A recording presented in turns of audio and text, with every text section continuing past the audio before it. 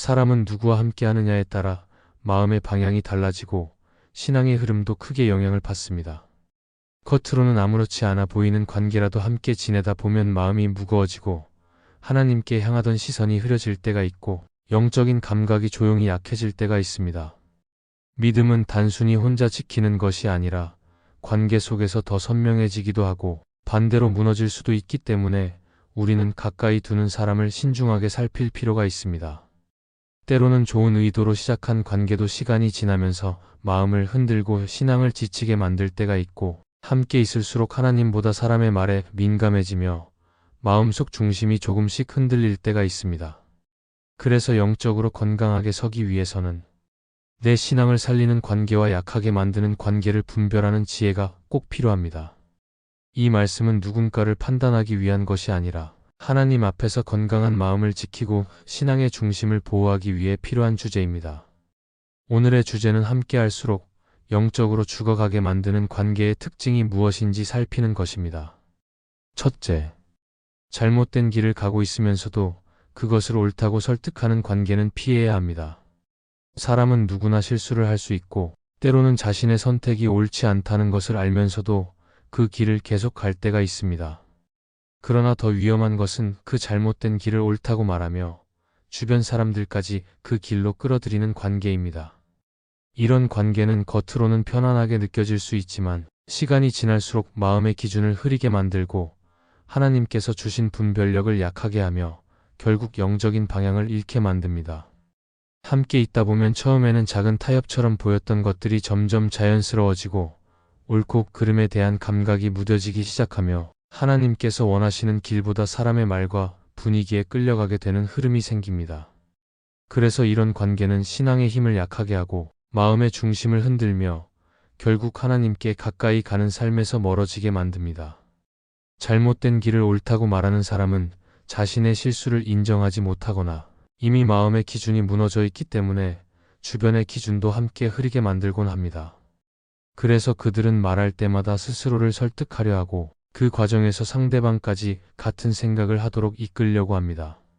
이러한 영향력은 처음에는 부담스럽지 않을 수 있지만 계속해서 듣다 보면 마음이 조금씩 변하고 옳은 선택보다 편한 선택을 하도록 유도하게 됩니다.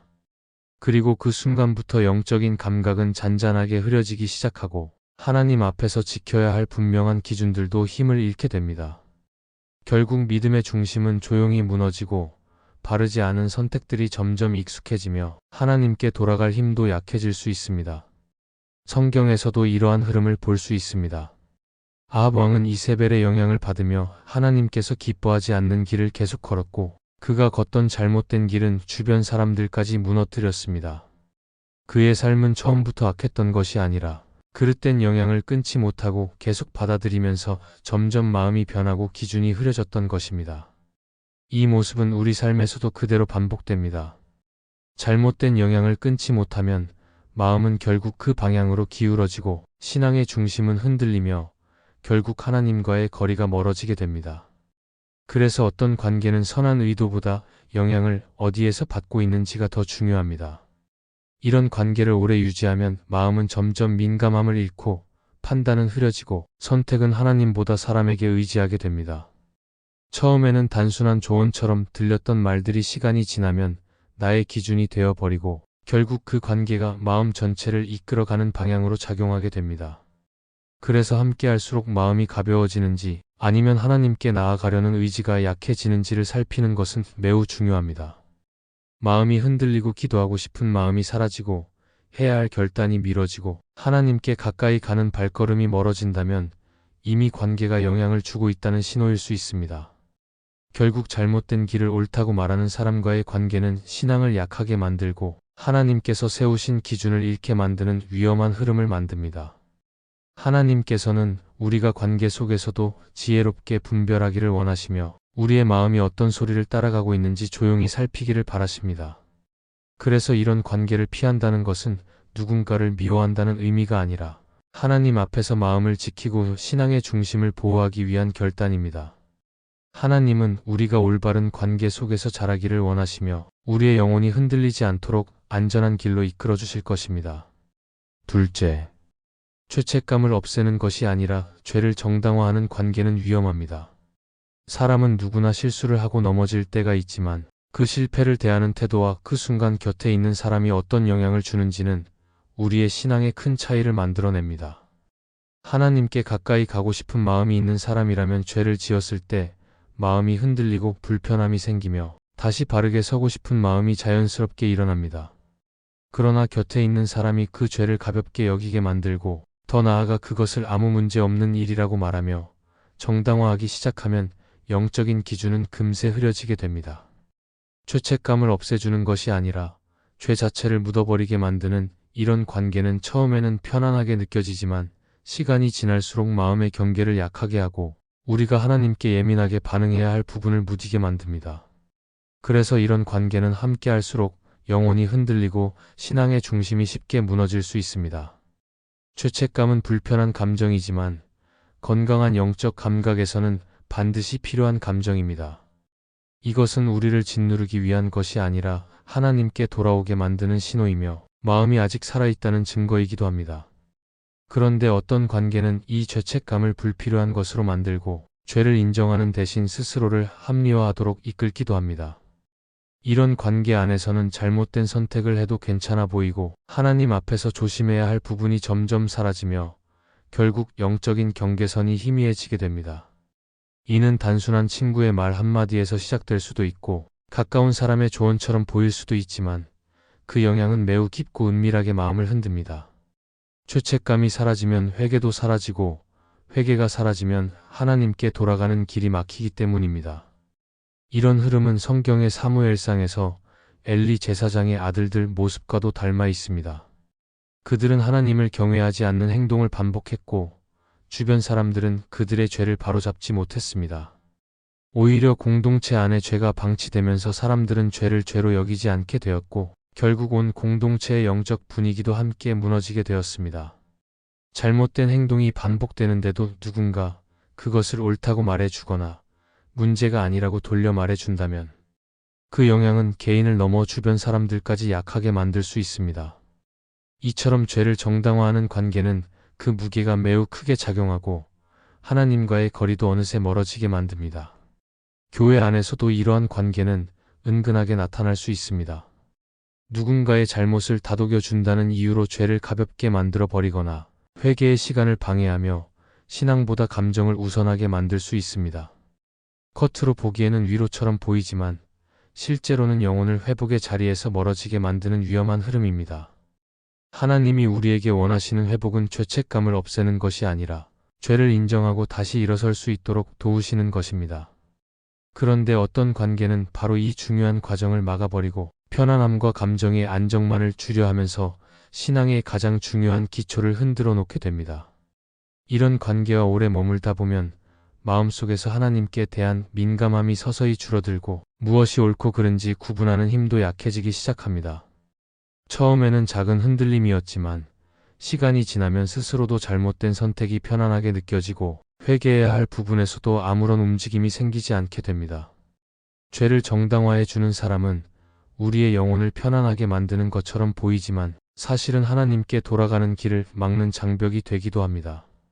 그래서 이런 관계를 멀리한다는 것은 누군가를 미워하거나 단절한다는 의미가 아니며 하나님 앞에서 자신의 영혼을 지키기 위한 결단입니다.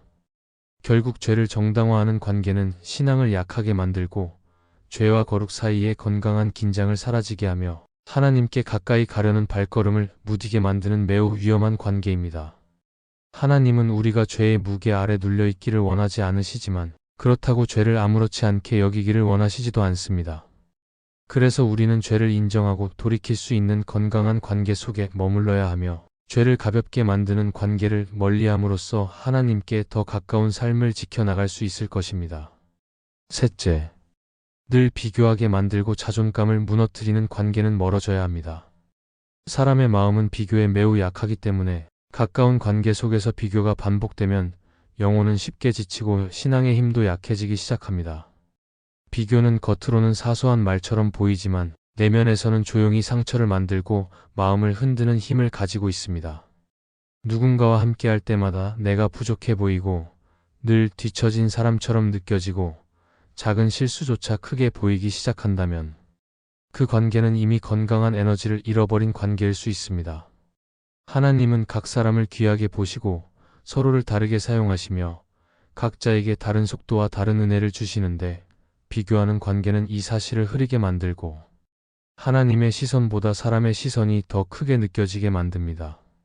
그래서 비교를 강요하는 관계는 마음을 약하게 하고 영적으로도 매우 해로운 영향을 미치게 됩니다. 자존감은 단순한 자기 만족이 아니라 하나님 앞에서 자신이 얼마나 소중한 존재인지 기억하는 힘입니다. 그런데 비교가 많은 관계 안에서는 이 자존감이 빠르게 흔들리고 결국 하나님께서 주신 귀한 정체성마저 희미해지기 시작합니다. 예를 들어 어떤 사람은 나보다 더 나아 보이고 어떤 사람은 언제나 칭찬을 받고 어떤 사람은 나보다 더 신앙적으로 성숙해 보일 때 그들을 통해 배울 수 있는 부분도 있지만 문제는 그 사실이 자꾸 나를 작게 만들고 불필요한 열등감을 키우는 방향으로 작용할 때입니다. 이때 마음은 기쁨을 잃고 감사의 자리를 놓치며 비교라는 말에 흔들리느라 하나님께 집중할 여유도 사라지게 됩니다. 특히 가까운 친구나 신뢰했던 사람에게 이런 말을 들으면 더 깊은 영향을 받게 되고 신앙의 자신감까지 무너져 버릴 때가 있습니다. 성경에서도 비교의 위험을 보여주는 장면이 있습니다. 사울 왕은 다윗을 바라볼 때 하나님의 계획을 보지 못하고 사람들의 노래에 마음을 빼앗겼습니다. 사울이 다윗과 자신을 비교하기 시작한 순간 그의 마음은 불안해졌고 하나님께서 주신 사명보다 사람의 평가를 더 의식하게 되었으며 결국 영적으로 급격히 무너졌습니다. 비교는 사울을 바르게 세우지 못했고 오히려 그의 마음을 비틀어 버리고 하나님과의 거리를 멀어지게 만들었습니다. 이 모습은 우리 삶에서도 동일하게 나타날 수 있습니다. 비교하는 관계는 마음을 해치고 영적인 평안을 빼앗으며 결국 하나님에게서 멀어지게 하는 깊은 상처를 남깁니다. 이러한 관계와 오래 머물면 마음속에 쌓였던 건강한 자신감은 서서히 사라지고 무엇을 해도 부족하게 느껴지며 하나님 앞에서 조용히 받아들였던 은혜도 힘을 잃게 됩니다. 사람들의 말이 지나치게 큰 기준이 되고 하나님께서 주시는 부르심과 은혜는 뒤로 밀려나는 흐름이 생깁니다. 하나님이 주신 은혜의 속도는 각 사람마다 다르고 성장의 과정도 모두 다르지만 비교하는 관계는 그 사실을 잊게 만들고 자신의 삶이 왜곡된 시선으로만 보이게 합니다. 이렇게 마음이 약해지면 하나님을 향한 기쁨이 사라지고 감사가 흐려지고 신앙의 걸음은 힘을 잃어갑니다. 그리고 무엇보다 중요한 것은 이런 관계는 하나님께서 주신 나만의 길을 보지 못하게 만드는 점입니다. 결국 비교를 반복하게 만드는 관계는 영혼의 건강을 약하게 하고 하나님 앞에서의 정체성을 흔들며 마음에 불필요한 상처를 쌓이게 만듭니다. 하나님은 우리가 사람의 시선이 아니라 그분의 시선을 따라 살아가기를 원하시며 각 사람의 걸음을 소중히 여기십니다. 그래서 비교의 말과 비교의 분위기 속에 계속 머물기보다 하나님께서 주시는 시선을 붙들고 마음을 지키는 선택이 필요합니다. 비교를 멀리한다는 것은 단순히 감정적으로 거리를 둔다는 의미가 아니라 하나님 앞에서 자신을 바로 세우고 영혼을 보호하며 믿음의 중심을 회복하는 매우 중요한 결단입니다. 하나님은 우리가 비교의 무게에서 벗어나 자유롭게 걸어가기를 바라시며 그분의 시선 속에서 자신을 다시 발견하도록 이끄실 것입니다. 넷째, 나의 경계를 존중하지 않고 삶을 지배하려는 관계는 피해야 합니다. 사람은 누구나 자신의 삶을 지켜야 할 경계가 있고 마음의 안전을 위해 구분해야 할 선이 있습니다. 그런데 어떤 관계는 이 경계를 자연스럽게 받아들이지 못하고 점점 더 많은 부분을 요구하며 마음 깊은 곳까지 영향을 미치려고 합니다. 처음에는 조언처럼 보일 수 있지만 시간이 지나면 내 선택을 대신하려 하고 내 감정보다 자신의 기준을 앞세우며 결국 내 삶의 자리를 차지하려고 할 때가 있습니다. 이런 관계는 함께 있을수록 마음이 불편해지고 자유가 사라지며 영적으로도 감각이 흐려지기 때문에 조심해야 합니다. 하나님은 각 사람에게 자유롭게 선택할 수 있는 능력을 주셨고 마음을 지킬 수 있는 힘도 허락하셨지만 누군가가 그 자유와 경계를 무너뜨리기 시작하면 영혼은 자연스럽게 위축되고 약해지게 됩니다. 그래서 경계를 넘나드는 관계는 단순한 감정 문제가 아니라 신앙의 중심까지 흔들 수 있는 중요한 문제입니다. 이런 관계가 위험한 이유는 내가 하나님 앞에서 세워야 할 기준을 흐리게 만들기 때문입니다. 하나님께 순종하며 살아가려면 마음의 평안과 정직함이 필요하지만 삶을 지배하려는 사람과 가까워지면 이 평안이 깨지고 내면의 소리가 작아지기 시작합니다.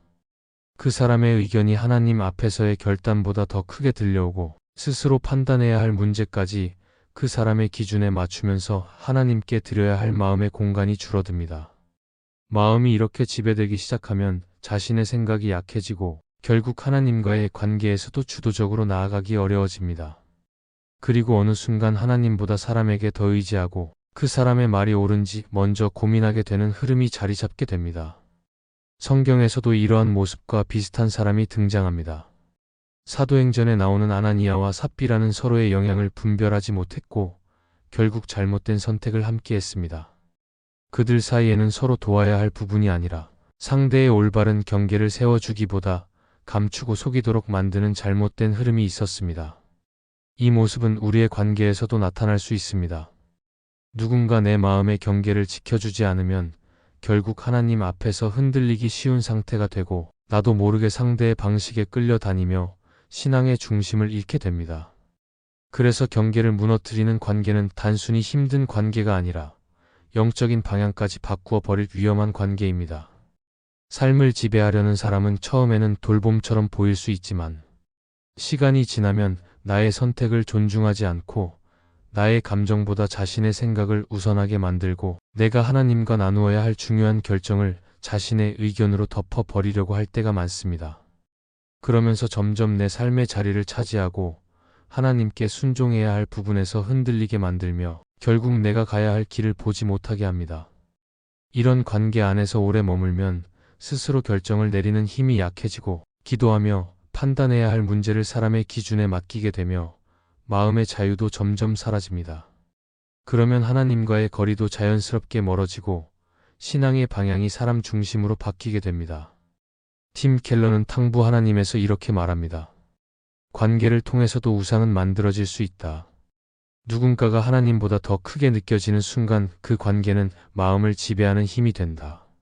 이 말은 단순한 인간관계의 조언이 아니라 마음의 주인이 누구인지 분명히 하라는 중요한 영적 기준을 보여줍니다. 관계가 건강할 때는 서로가 서로를 돕지만 관계가 지배적이 되면 마음은 그 관계 안에 갇히게 되고 하나님께 나아갈 힘도 약해집니다. 그래서 우리는 경계를 넘으며 마음을 지배하려는 관계를 피하는 결단을 통해 하나님 앞에서의 자유와 건강한 신앙을 지켜야 합니다. 결국 나의 경계를 존중하지 않는 관계는 영혼을 약하게 하고 하나님 앞에서 세워야 할 중심을 흐리게 만드는 위험한 관계입니다. 하나님은 우리가 사람에게 휘둘리는 것이 아니라 그분을 중심으로 마음을 지키며 걸어가기를 바라십니다. 그래서 때로는 거리 두기와 분별이 필요하고 관계 안에서 스스로의 경계를 건강하게 세우는 일이 하나님께 가까이 가는 중요한 걸음이 될 것입니다. 이 말씀이 마음의 은혜가 되셨다면 좋아요와 구독으로 함께 해주세요. 그리고 댓글에 아멘이라고 남겨주시면 하나님의 은혜가 더 많은 사람들에게 전해질 것입니다. 여러분의 삶 위에 하나님의 은혜가 언제나 함께 하시기를 바랍니다. 감사합니다.